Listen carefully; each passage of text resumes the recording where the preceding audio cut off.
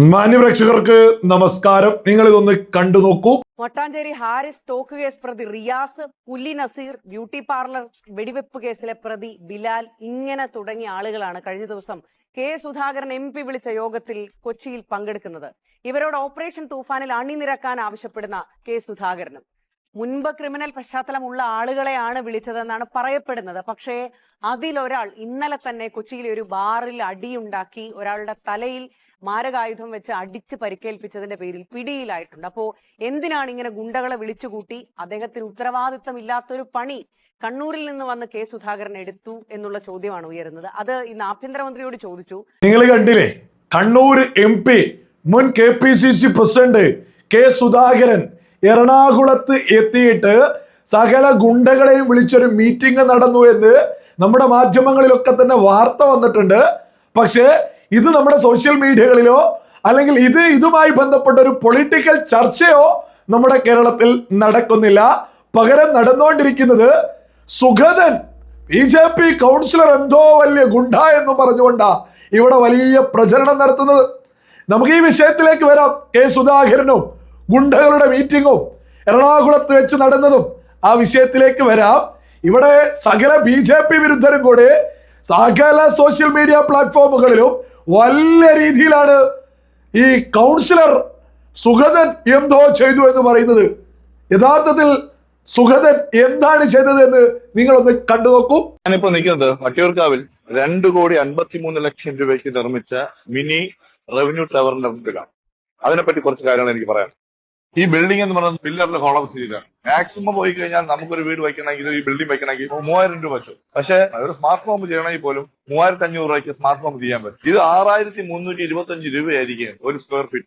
2,53,00,000 രൂപയ്ക്ക് 4,000 square feet നിങ്ങൾ തന്നെ ഭാഗിച്ചു നോക്കുക എത്ര രൂപ ആയിട്ടുണ്ട്. അപ്പൊ ഇതിൽ എത്ര രൂപയുടെ കമ്മീഷനും എത്ര രൂപ പോയിട്ടുണ്ട് വ്യക്തമായ അന്വേഷണം ഉണ്ടാവണം. 2.5 കോടി രൂപ ജനങ്ങളുടെ നികുതി പണം ഉപയോഗിച്ചുകൊണ്ട് കെട്ടിടം പണിയാനായിട്ട് പോകുമ്പോൾ സ്വാഭാവികമായിട്ടും 4,000 സ്ക്വയർ ഫീറ്റ് വരുന്ന ഈ കെട്ടിടം പണിയുന്നതിന് സ്ക്വയർ ഫീറ്റിന് 6,000 രൂപയിലധികം ഈ കോൺട്രാക്ടർക്ക് പണമായി നൽകിയിരിക്കുന്നു എന്നുള്ള കണക്കാണ് ഈ VK പ്രശാന്ത് MLA കാണിച്ചിരിക്കുന്നത്. ഇതിന്റെ അകത്ത് ഒരുപാട് കാര്യങ്ങളുണ്ട് കാണിച്ചു തരാൻ വേണ്ടി. ഞാൻ ഇതിന്റെ അകത്തോട്ട് കയറി കഴിഞ്ഞാൽ സർക്കാർ സ്ഥാപനത്തെ അതിക്രമിച്ച് കയറി എന്ന് പറഞ്ഞിട്ട് വേണമെങ്കിൽ എന്റെ പേരിൽ ഒരു കേസെടുക്കാൻ സാധ്യതയുണ്ട്. ഇവിടെ എനിക്ക് നിൽക്കാം. കണ്ടില്ല ഇതിന്റെ അവസ്ഥ. ഇവിടെ നിന്ന് കഴിഞ്ഞാൽ ഒരു ബസ് വരുന്നത് പോലും കാണാൻ പറ്റില്ല. എന്നിട്ട് ഇവിടെ ഉണ്ടായിരുന്ന 2 ബസ് സ്റ്റോപ്പുകൾ അത് പൂർണ്ണമായും പൊളിച്ചു കളഞ്ഞിരിക്കും. ഒരു ബസ് സ്റ്റോപ്പെങ്കിലും ബാക്കി വയ്ക്കാൻ പറ്റും. 2 ദിവസമായി ഉദ്ഘാടനം കഴിഞ്ഞ് ചായ കുടിച്ച് ചായ വരെ ഈ ട്രെയിനിന്റെ അകത്ത് വീണ് ഈ ചായക്കപ്പ് പോലും മാറ്റാതെയാണ് അവരിവിടെ നിന്ന് പോയിരിക്കുന്നത്. ഇവിടെയാണ് ഇവര് ഈ വിശ്രമ കേന്ദ്രം എന്ന് പറയുന്ന സ്ഥലം ഉണ്ടാക്കി. ബസ് ഏകദേശം ഇവിടെ നിന്ന് കഴിഞ്ഞാൽ ബസ് ഇവിടെ നിന്നാൽ മാത്രമേ മതി. ഇവിടെ നിന്ന് ഒരു പ്രായമുള്ള ഒരാൾ ഓടി ആ ബസ്സിൽ എത്തുന്നതിന് മുമ്പായിട്ട് തന്നെ ബസ് പോയി കഴിഞ്ഞു. സർക്കാർ ഓഫീസുകളിൽ മറ്റൊരു സംഘടനകളുടെയും ഔദ്യോഗിക ചിഹ്നങ്ങൾ പ്രദർശിപ്പിക്കാൻ പാടില്ല എന്ന നിയമം നിലനിൽക്കെ വട്ടിയൂർക്കാവ് ഫെസ്റ്റിന്റെ ഔദ്യോഗിക ചിഹ്നം ഇവിടെ പതിപ്പിച്ചത് വഴി തിരുവനന്തപുരത്തെ വട്ടിയൂർക്കാവിന്റെ MLA ഗുരുതരമായ നിരുത്തരവാദപരമായിട്ടുള്ള പെരുമാറ്റമാണ് തിരുവനന്തപുരത്തെ നിവാസികളോട് നടത്തിയിരിക്കുന്നത്. പോരാത്തതിന് ഈ കെട്ടിടത്തിന്റെ പണി പൂർണ്ണമായിട്ടും പൂർത്തിയാക്കാനായിട്ട് ഇതിന്റെ കോൺട്രാക്ടർക്ക് സാധിച്ചിട്ടില്ല. അത് അന്വേഷിക്കണം, അന്വേഷണ വിധേയമാക്കണം. ഈ പണിയുടെ അപാകത പുനഃപരിശോധിക്കും. ഇതിനൊരു പരാതി എഴുതി വട്ടിയൂർക്കാവ് പോലീസ് സ്റ്റേഷന് കൊടുക്കുകയാണ്. പലപ്പോഴും പരാതി കൊടുത്തിട്ടുണ്ട്. ഇവിടുത്തെ CI ഇപ്പൊ എടുക്കും, ഇന്നെടുക്കും, നാളെ എടുക്കും എന്ന് പറയണത് എടുത്തിട്ടില്ല. പക്ഷെ ഇത് ഞാൻ മുമ്പോട്ട് ഏത് നിയമ നടപടികളായിട്ട് മുമ്പോട്ട് പോകാനാണ്. പാവങ്ങളുടെ നികുതി പണം ഉപയോഗിച്ച് നിർമ്മിച്ച ഈ കെട്ടിടത്തിൽ കമ്മീഷൻ അടിച്ച എല്ലാ രാഷ്ട്രീയക്കാർക്കും ഇതൊരു പാഠമായി. നിങ്ങൾ കേട്ടില്ലേ, 2,53,00,000 രൂപക്ക് പണിത ബിൽഡിംഗാ. ഇതിന് 2 കോടിയിലധികം രൂപ വരുമോ? ലളിതമായ ചോദ്യ. സുഗതൻ ഇത് ജനങ്ങൾക്ക് വേണ്ടി ഇത്തരം ചോദ്യങ്ങൾ നിരന്തരം ചോദിച്ചു. തിരുവനന്തപുരം നഗരത്തില് MLAയും കൂട്ടരും ഇടത് MLAക്ക് കാട്ടുകൊള്ള നടത്തിയായിരുന്നു മുന്നോട്ട് പോയിരുന്നത്. VK പ്രശാന്തിന്റെ കാട്ടുകൊള്ളയൊക്കെ നിരന്തരം ഇതുപോലെ തെളിവ് സഹിതം ഇങ്ങനെ വലിച്ചു കീറിക്കൊണ്ടിരുന്നു. അദ്ദേഹം ഈ വീഡിയോയിൽ തന്നെ കൃത്യമായിട്ട് എടുത്തു പറയുന്നുണ്ട്, ഞാനിത് വീഡിയോ എടുക്കാൻ വേണ്ടിയിട്ട് ഈ ഓഫീസിലേക്ക് കയറിയാൽ അനധികൃതമായിട്ട് കടന്നു കയറി എന്നൊക്കെ പറഞ്ഞ് എനിക്കെതിരെ കേസെടുക്കും. എന്തുകൊണ്ടാ അത്തരത്തിൽ പറഞ്ഞത്? ഇതിനു മുമ്പെയൊക്കെ തന്നെ ജനങ്ങൾക്ക് വേണ്ടിയിട്ട് സംസാരിച്ച് വിഷയത്തിൽ ഇടപെടുമ്പോഴാണ് ഏറെക്കുറെ എല്ലാ കേസുകളും എടുത്തിട്ടുള്ളത്. എല്ലാ കേസുകളും ജനങ്ങൾക്ക് വേണ്ടി സംസാരിച്ച് രംഗത്ത് വന്നതുകൊണ്ടാ. ഇത് മാത്രാണോ? മറ്റൊരു തട്ടിപ്പ് നോക്കൂ. അതായത് ഇടതുപക്ഷത്തിന്റെ തട്ടിപ്പ് എത്ര സുന്ദരമായിട്ടാണ് സുഗതൻ വലിച്ചു കീറുന്നത്. ഇതിന്റെ പ്രതിത്വം എനിക്ക് വേണ്ട, പക്ഷെ നിങ്ങൾക്കും വേണ്ട. നമ്മുടെ ഈ CPT ഇന്ന് പാപ്പാടോട്ട് പോകുന്ന റോഡാണ്.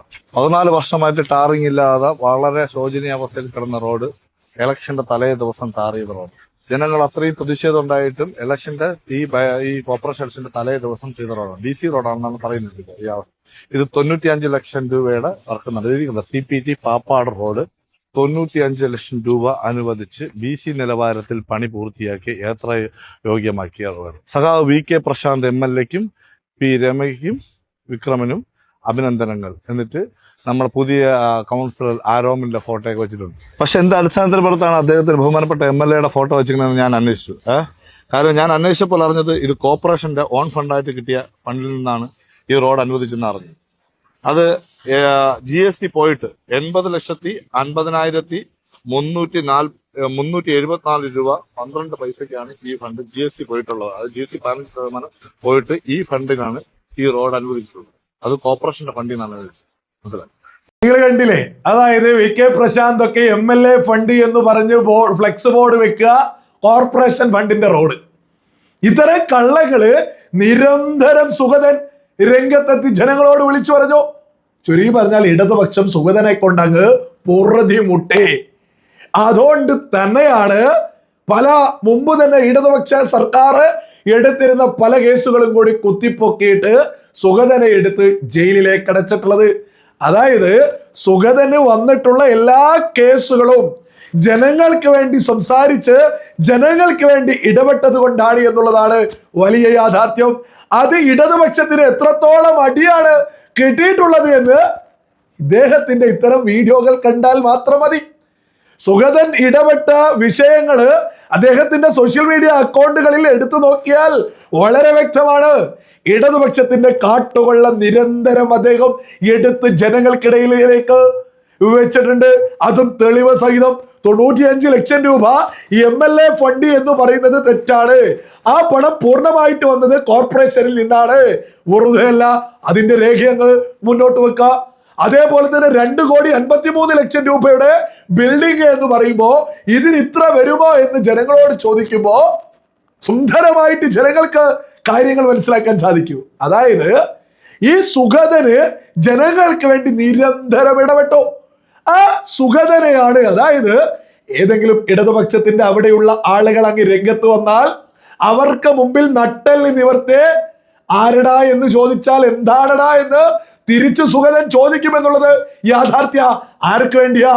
അത് ജനങ്ങൾക്ക് വേണ്ടിയാ. 45 വർഷമായിട്ട് പൊതുപണം കട്ടുമുടിക്കുന്നവർക്കെതിരെ നട്ടെല്ല് നിവർത്തി സുഗതൻ നിന്നു. അതുകൊണ്ടാണ് സുഗതനെതിരെ നമുക്കറിയാലോ കഴിഞ്ഞ 10 വർഷക്കാലം കേരളം ഭരിച്ചിട്ടുള്ളത് ഇടതുപക്ഷം. ആ ഇടതുപക്ഷം ഭരിക്കുന്ന സമയത്ത് കാപ്പ കേസ് ചുമത്തി എന്ന് പറയുന്നത് വലിയ അത്ഭുതമുണ്ടോ? അത് അവർക്കെതിരെ അവരുടെ കാട്ടുകൊള്ളകള് വലിച്ചെറിയുന്നത് കൊണ്ട് ഇടതുപക്ഷം ചുമത്തിയതാണ് എന്നുള്ളത് വളരെ വലിയൊരു യാഥാർത്ഥ്യമല്ല. അല്ല, ഇനി സുഗതനെ അങ്ങ് രാജിവെപ്പിച്ചാൽ അടുത്ത ഇലക്ഷനിൽ സുഗതൻ അങ്ങ് പൊട്ടുമെന്നാണോ ഇടതുപക്ഷം കരുതുന്നത്? അടുത്ത ഇലക്ഷനിൽ ഇദ്ദേഹത്തെ നിയമസഭാ സ്ഥാനാർത്ഥിയായിട്ട് BJP വെച്ച് കഴിഞ്ഞാൽ തിരുവനന്തപുരം ജില്ലയിലെ ഒരു നിയമസഭാ മണ്ഡലം BJP അങ്ങ് തൂക്കുമെന്നുള്ളതാ വലിയ യാഥാർത്ഥ്യം. ഇടതുപക്ഷം സുഗതനെ വേട്ടയാടും തോറും തലസ്ഥാന നഗരിയിൽ സംഭവിക്കുന്നത് മറ്റൊന്നാ. ആ വേട്ടയാടലുകളില് സുഗതനങ്ങ് ഒതുങ്ങുകയല്ല, മറിച്ച് സുഗതനങ്ങ് പടർന്ന് പന്തലിക്കുകയാണ് എന്നുള്ളതാ വളരെ വലിയ യാഥാർത്ഥ്യം. തിരുവനന്തപുരത്തെ ജനങ്ങളുമായിട്ടൊന്ന് സംസാരിച്ചു നോക്കിയാൽ മതി. വലിയ രീതിയിൽ ജനസ്വാധീനം വളർന്നു കഴിഞ്ഞു. ഇദ്ദേഹം ഈ ചെയ്തിട്ടുള്ള വിഷയങ്ങളും വീഡിയോകളൊക്കെ വളരെ കുറച്ചാളുകളായിരുന്നു കണ്ടിട്ടുണ്ടായിരുന്നത്. ഇദ്ദേഹത്തെ അങ്ങ് പെടുത്തിയതോട് കൂടിയിട്ട് കേരള ജനത ഒന്നടങ്കം കാണുക ഇദ്ദേഹം എത്രത്തോളം ജനങ്ങൾക്ക് വേണ്ടി ഇടപെട്ടു എന്നുള്ളത്. അതേ സമയത്ത് എറണാകുളത്ത് എന്താ സംഭവിക്കുന്നത്? രമേശ് ചെന്നിത്തല എന്തായിരുന്നു നമ്മുടെ ആഭ്യന്തരമന്ത്രി രമേശ് ചെന്നിത്തല സുഗതനുമായി ബന്ധപ്പെട്ട വിഷയത്തിൽ സുഗതന്റെ വീട്ടിൽ പോലീസ് കടന്നു കയറി ആകാശത്തേക്ക് വെടിവെച്ച സമയത്ത് രമേശ് ചെന്നിത്തല എന്തായിരുന്നു വിളിച്ചു പറഞ്ഞത്? അതിനനുകൂലിച്ചു. പോലീസിന്റെ ആ നെറികേടിനെ അനുകൂലിച്ചു. ആ രമേശ് ചെന്നിത്തലക്ക് നാവ് പൊന്തുന്നില്ലേ? കെ സുധാകരൻ മുൻ KPCC പ്രസിഡന്റ് ഗുണ്ടകളെ വിളിച്ച് മീറ്റിംഗ് കൂടിയിരിക്കുന്നു. ഗുണ്ടകളെ വിളിച്ച് മീറ്റിംഗ് കൂടിയിരിക്കും. അപ്പൊ ഞാൻ ഇതൊന്നും അറിയൂല എന്ന് പറഞ്ഞിട്ടൊന്നും കാര്യമില്ല. നിങ്ങൾക്ക് ഈ നമ്മുടെ കേരളത്തിന്റെ ആഭ്യന്തരമന്ത്രിക്ക് ഉത്തരവാദിത്തങ്ങളുണ്ട്. മുൻ KPCC പ്രസിഡന്റാ, ജനങ്ങളോട് മറുപടി പറയണോ? ഞാൻ അറിയില്ല. ആ മറുപടി വേണ്ട. സുധാകരന് ഗുണ്ടകളെ വിളിച്ചുകൊണ്ട് മീറ്റിംഗ് നടത്തി. യഥാർത്ഥത്തിൽ കോൺഗ്രസ് ആണ് ഇവിടെ ഗുണ്ടകളെ ഈ ഭരണത്തിൽ വളർത്തുന്നത് എന്നുള്ളത് സകലരും തിരിച്ചണോ? കഴിഞ്ഞ ഭരണത്തിൽ ഇടതുപക്ഷത്തിന്റെ ഭരണത്തില് ഇടതുപക്ഷം ഗുണ്ടകളെ വളർത്തി. UDF ഭരിക്കുമ്പോ UDF സുധാകരന്റെ നേതൃത്വത്തിൽ ഗുണ്ടകളെ വളർത്തുന്നു. സുഗതൻ ജനങ്ങൾക്ക് വേണ്ടി സംസാരിച്ചതിന് ഗുണ്ടയാക്കി ജയിലിൽ അടയ്ക്കുന്ന ഇപ്പൊ UDF സർക്കാർ എന്ത് ഉണ്ടൊക്കെയാണ്, എന്ത് തേങ്ങക്കാണ് UDF സർക്കാർ LDFിനൊപ്പം ചേർന്നുകൊണ്ട് സുഗതനെയൊക്കെ ജയിലിൽ അടയ്ക്കാൻ ശ്രമിക്കുന്നത്? എന്തിന്റെ കാരണം? അതായത് UDFും LDFും കൂട്ടുകച്ചവടമാണ് നടത്തുന്നത് എന്നല്ലേ ബോധമുള്ള മലയാളികൾ തിരിച്ചറിയേണ്ടത്? മുൻ KPCC പ്രസിഡന്റ്, ഈ കണ്ണൂരിലെ MP, കോൺഗ്രസ് MP എറണാകുളത്ത് ഗുണ്ടകളെ വെച്ച്, യഥാർത്ഥ ഗുണ്ടകളെ വെച്ച് മീറ്റിംഗുകൾ നടത്തുന്നു. അതേസമയം സുഗതൻ ജനങ്ങൾക്ക് വേണ്ടി സംസാരിക്കുമ്പോ സുഗതനെ കോൺഗ്രസിന്റെ നേതൃത്വത്തിൽ ജയിലിൽ അടയ്ക്കുന്നു. ഇടതുപക്ഷത്തിന്റെ നേതൃത്വത്തിൽ കാപ്പ ചുമത്തുന്നു. ഇടതും വലതും കൂടെ, കോൺഗ്രസും UDFും കൂടിയാണ് സുഗതനെ ജയിലിൽ അടച്ചത്. നിങ്ങൾ ഇങ്ങനെ ജയിലിൽ അടച്ചങ്ങ് സുഗതനെ അങ്ങ് ഇല്ലാതെയാക്കാം എന്നൊക്കെ നിങ്ങൾ കരുതുന്നുണ്ടെങ്കിൽ നിങ്ങൾക്കൊക്കെ തെറ്റിയിട്ടുണ്ട്. തിരുവനന്തപുരം ജില്ലയില് സുഗതനൊക്കെ വലിയ രീതിയിൽ ജനസ്വാധീനമുള്ള നേതാവായിട്ട് മാറിക്കഴിഞ്ഞു. നിങ്ങൾ എത്രത്തോളം BJPയെ ആക്രമിക്കുന്നു, അവരതിനേക്കാൾ ഒരുപാട് 10 മടങ്ങ് വളർന്നുകൊണ്ടിരിക്കുമെന്നുള്ളത് BJPയുടെ ചരിത്രം ഒന്ന് എടുത്തു നോക്കിയാൽ ലളിതമാക്കി ഇടതുപക്ഷത്തിനും കോൺഗ്രസിനൊക്കെ പഠിക്കാവുന്നതേ ഉള്ളൂ.